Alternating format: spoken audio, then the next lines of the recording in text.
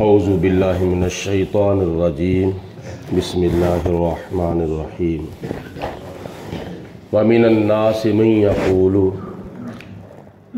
اللہ تعالیٰ فرماتا ہے کہ بعض لوگ ایسے ہیں جو کہتے ہیں آمنا، ہم ایمان لائے ہیں، باللہ اللہ تعالیٰ پر، وبالیوم الآخر اور آخرت کے دن پر، وما ہم بمؤمنین اور اللہ فرماتا ہے کہ وہ ایمان نہیں لائے۔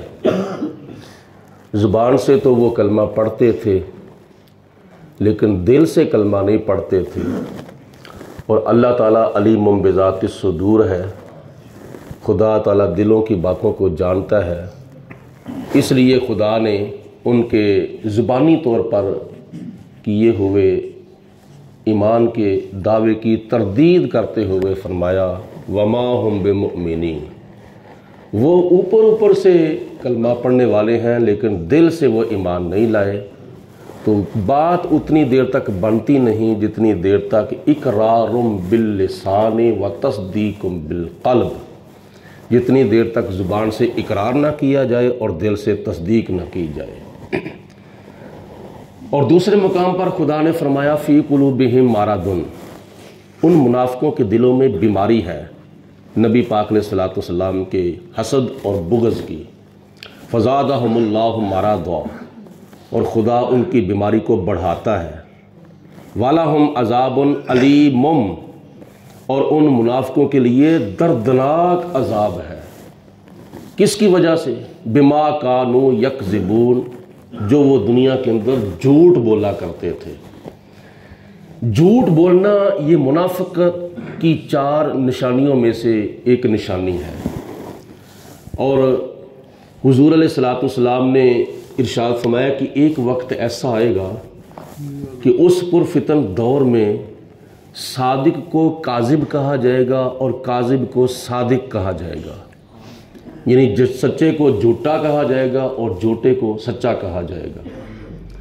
اور جھوٹ بولنا ایک ایسا شدید گناہ ہے جس کے بارے میں خدا تعالیٰ نے دنیا کے اندر ہی فرما دیا کہ لعنت اللہ علی الکاذبین، جھوٹوں پر اللہ تعالیٰ کی لعنت ہے، اور جس پر خدا کی لعنت ہو وہ اللہ پاک کی رحمت سے بہت دور ہوتا ہے۔ اور بعض روایات میں آتا ہے کہ جب بندہ جھوٹ بولتا ہے تو اس کے منہ سے ایک ایسی بدبو نکلتی ہے، اس بدبو کی وجہ سے فرشتے جو ہیں وہ رحمت کے وہ کئی میل اس سے دور ہو جاتے ہیں۔ تو اس لیے جھوٹ سے بچنا چاہیے، جیسا کہ آج کل جھوٹ بالکل عام ہو چکا ہے، بات بات پہ جھوٹ بولا جاتا ہے۔ تاجر جو ہے وہ اتنی دیر تک تجارت کرتا ہی نہیں جتنی دیر تک جھوٹ نہیں بول لیتا، بلکہ جھوٹی قسمیں کھاتے ہیں۔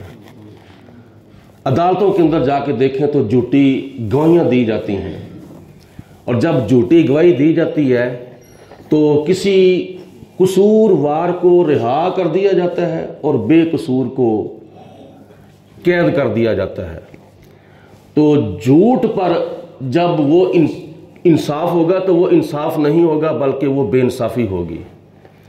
تو دنیا کے اندر جب اتنا ظلم ہوگا تو پھر آخرت میں ان کو کتنی سزا ہوگی اور کتنا عذاب ہوگا۔ تو اس لیے اللہ پاک کی ذات نے زبان جو عطا فرمائی ہے یہ اللہ تعالیٰ کی نعمتوں میں سے بہت بڑی نعمت ہے، ورنہ وہ بھی دنیا کے اندر لوگ ہیں جو زبان تو رکھتے ہیں لیکن قوت گویائی نہیں رکھتے۔ ان سے پوچھ کے دیکھو زبان خدا تعالیٰ کی کتنی بڑی نعمت ہے۔ تو اس زبان کو جھوٹ کے لیے استعمال نہیں کرنا چاہیے بلکہ سچ کے لیے استعمال کرنا چاہیے۔ آخر پہ ایک روایت سماعت فرمائیں، نبی کریم علیہ الصلوۃ والسلام کی کیسی حکمت اور حضور علیہ الصلوۃ والسلام کا کیسا تدبر ہے کہ ایک کافر کو نبی پاک علیہ الصلوۃ والسلام نے کلمہ پڑھایا، وہ مسلمان جب ہونے لگا تو وہ کہتا ہے میں آپ کے کہنے پر کلمہ تو پڑھ لیتا ہوں، مسلمان تو ہو جاتا ہوں، لیکن میرے اندر کچھ گناہ پائے جاتے ہیں۔ तो उन गुनाहों को ना छोड़ना ये मेरी एक मजबूरी है। मैं वो गुनाहों को छोड़ नहीं सकता। शराब पीता हूँ, चोरी करता हूँ, गलतकारी करता हूँ, झूठ बोलता हूँ, ये 4 गुनाह मेरे अंदर पाए जाते हैं। ये चारे के चारे गुनाह तो मैं नहीं छोड़ सकता। हाँ, इतना मैं वादा करता हूँ कि मैं एक गुनाह छोड़ दूंगा। आप चाहे मुझसे चोरी छुड़ा लें, चाहे शराब छुड़ा लें, चाहे गलतकारी छुड़ा लें, चाहे झूठ छुड़ा लें। तो नबी पाक ने सल्लल्लाहु अलैहि वसल्लम ने उससे बैत लेते हुए फरमाया, तू झूठ छोड़, बोलना छोड़ दे, झूठ ना बोला कर, बस झूठ से पक्की तौबा कर ले। ये बैत हो रही है। और बैत भी 3 किस्म की है। एक होती है बैत इस्लाम, एक होती है बैत जिहाद, और एक होती है बैत तौबा। जब मुरीद अपने पीर की बैत करता है तो इन तीनों बैतों में से एक बैत करता है। बैत इस्लाम तो ये है कि अगर कोई काफर कलमा पढ़ के मुसलमान होता है तो उसको कहते हैं इसने बैत इस्लाम की है, यानी इस्लाम को कबूल किया है, कुफर को छोड़ दिया है, शिरक को छोड़ दिया है, हिंदू मज़हब को या ईसाई मज़हब को या यहूदी मज़हब को या सिख मज़हब को इसने छोड़ दिया है, इस्लाम कबूल कर लिया है। इसको कहते हैं बैत इस्लाम।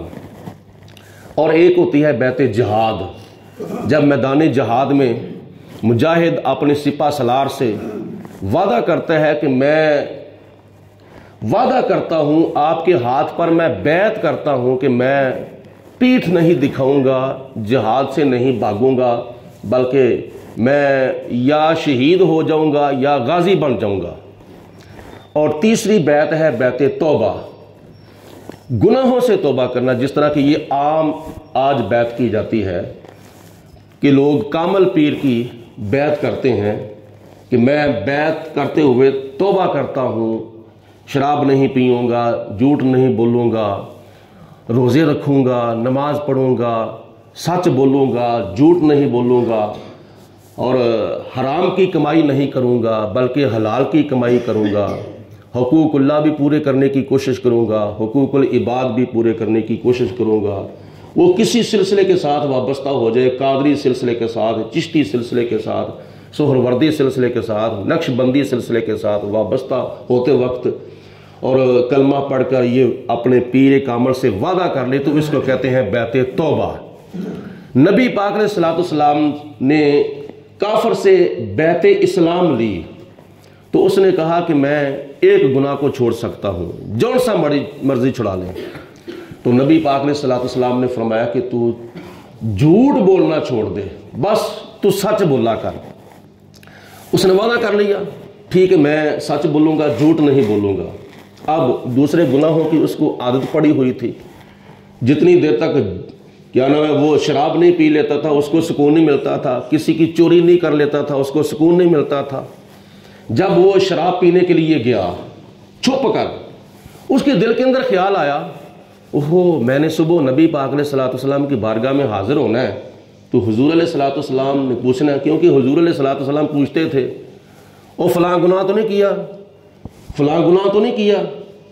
तो जब हुजूर मुझसे पूछेंगे कि तूने शराब पी है, तो अगर मैं कहूँगा पी है तो मेरे ऊपर हद जारी की जाएगी, अगर मैं कहूँगा कि नहीं पी तो यह वादा खिलाफी हो जाएगी।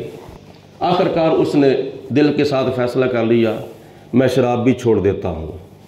जब वो चोरी करने के लिए गया अपनी आदत के मुताबिक, तो चोरी करने से पहले उसके दिल के अंदर ख्याल पैदा हो गया, तो सुबह मैंने हुजूर अलैहिस्सलातु वस्सलाम की बारगाह में हाजिर होना है, तो हुजूर अलैहिस्सलातु वस्सलाम ने मुझसे पूछना तो है कि चोरी तो नहीं की किसी ने।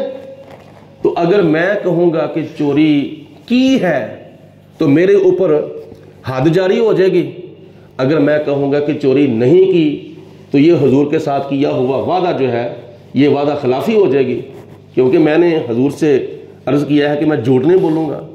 आखिरकार उसने दिल के साथ फैसला कर लिया, चोरी भी छोड़ दो, गलतकारी भी छूट गई, चोरी भी छूट गई, शराब भी छूट गई। हुजूर अलैहिस्सलातु वस्सलाम ने झूठ उससे छुड़वाया तो उसने झूठ छोड़ दिया, बाकी गुनाह भी उससे छूट गए। تو یہ جو جھوٹ ہے یہ سارے گناہوں کی جڑ ہے، سارے گناہوں کی اصل ہے۔ تو بندہ جھوٹ سے بچ جائے، جھوٹ بولنا چھوڑ دے تو بندہ 99% گناہوں سے بچ جاتا ہے۔